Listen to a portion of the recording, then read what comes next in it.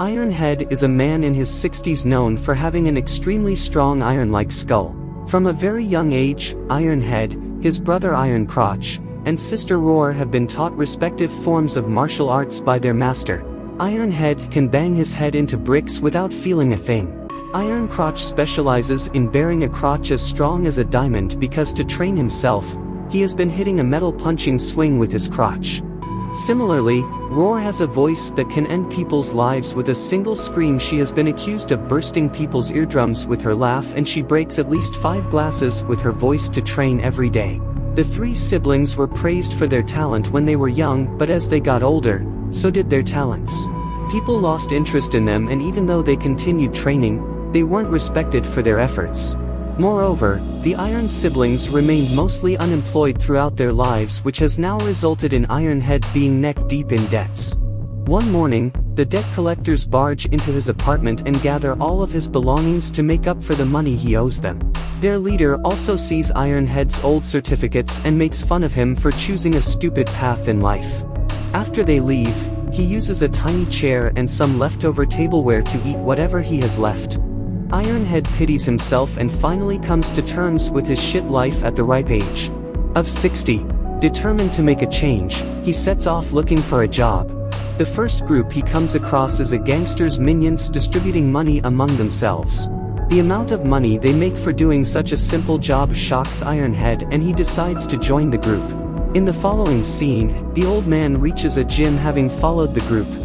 The right-hand man Riker is about to kick him out until the gang leader Jai stops him. He is willing to hear Ironhead's problem, but upon finding out that he wants to join the gang, he laughs at the old man's face. Ironhead begs them to give his head a chance, but is ultimately kicked out. At night, Ironhead's daughter and his grandson come to his house offering help. However, he is too proud of a man to accept money from them. Hoping to keep him busy, the daughter leaves her son to stay with him for a few days. Although Ironhead doesn't appreciate it, he hands the kid a ball to keep him entertained. The next morning, Jai's minions are driving down a street nearby, which reminds Ironhead of the disrespect he was put through by the creditors. It pushes him to take things a step further, making him jump in front of the car. The gangsters quickly help him and take him into the gang to ensure they won't get in trouble. On his men's recommendation, Jai is ready to give Ironhead a chance, but first, he has to prove his worth by collecting money from a very stubborn client. Ironhead accepts the challenge and goes looking for the said man. He turns out to be a successful businessman having a lunch meeting with his client. At first, Ironhead simply asks him to pay back the debt, but as expected, the man ignores him. For his second attempt, Ironhead crosses a line and spits his food at the businessman. The angry debtor bangs a glass bottle on Ironhead's head, but instead of backing down, Ironhead continues breaking several bottles on himself. The people around look at the businessman as the villain, unlike how they would treat a usual debt collector. As a result, the man feels humiliated and hands Ironhead his credit card. Back in the gangster's base, Jai is impressed by Ironhead's skills. He gives him a 30% commission from the money he collected and promises to increase the numbers if he continues the good work. Jai's right-hand man Riker burns in jealousy because of the special treatment the new guy gets.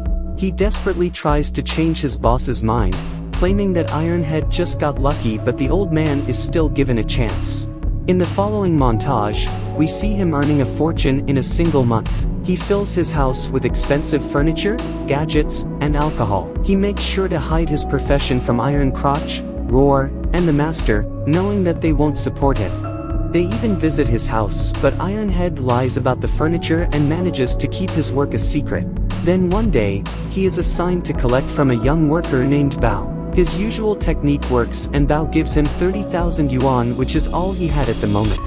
Ironhead allows it and brings the money to the boss, but Riker calls it a scam. Their policy tells them to never accept more than half of the money, and Bao owes them 300,000 rupees. Riker insults Ironhead, raising questions about his competence and calling him a fraud. In a fit of rage, Ironhead promises to collect the total amount in 3 days. If not, he will have to pay the entire amount himself and will be treated as a debtor. Ironhead is confident in his skills while Riker prays for his downfall. At night when returning home, Riker and his people beat up the old man in the streets and tear the paper that has Bao's accounts in it. This makes it harder for Ironhead to prove that Bao owes them money. He somehow picks himself up and returns home. Another man knocks at his door sometime later to return his share of money. Ironhead is happy to accept it, but just then, his daughter and her policeman husband arrive home. They believe the guy is a debt collector and order him to get out of the house. Ironhead doesn't want them to know about his profession and loses money in the process. In the following scene, we see Ironhead's son-in-law at a house that has been robbed. The house belongs to Bao, and it turns out that he is the one who stole the money that was meant to be for his mother's hospital bills. He admits his mistake and tells everyone it was to pay off his debts. The family shares an emotional conversation, after which Bao promises to never do something like that again. Ironhead's son-in-law and his colleagues also give the family a few thousand yuan to help them. The next day, Ironhead again goes to Bao and uses his old trick to get him to pay. The commotion takes place in the middle of the street, urging people to yell at Bao to pay up. With no way out, the poor man hits himself on the head with a brick, mimicking Ironhead. The old man simply hands him a handkerchief and walks away in regret. He never wanted to use his skill for bad and has a realization that he is turning into a person he hates. At the same time, Zhai and Riker are watching Ironhead from their car. Zhai always had his doubts regarding him, and Riker works hard to add fuel to the fire. They know for sure that he is going to fail, but plan to wait until 3 days are over to take action against him. Later that day, Iron Crotch, Roar, and the Master barge into Ironhead's home and find out how he got rich. They are disgusted that he would use his training to do something so foul. Moreover, the company he works for takes advantage of the poor and offers them loans at disturbingly high interest. Ironhead is embarrassed to the point he wants the ground to swallow him. He hands over the remainder of his money to the Master, promising to never return to work again. But upon seeing the amount of money, the Master and his entire lot change their minds. He declares them a team of 4 debt collectors and joins Ironhead at work. The Master beats up Iron Crotch with a hammer in front of their clients, making them pay up in a hurry. Using the same trick, they earn thousands in only an hour, but they are yet to convince Bao. He insists that he has no money, but the group wants him to sell the house to pay them, even though he and his family will be homeless after that. When Bao still doesn't pay, Roar starts repeating the words, "Pay up," outside his home. She does so for the next 2 days without stopping, and eventually, Bao's mother allows him to sell the house. In the next scene, Ironhead and the team go to Zhai with the money. Zhai insults Riker for ever doubting Ironhead and makes him the right-hand person.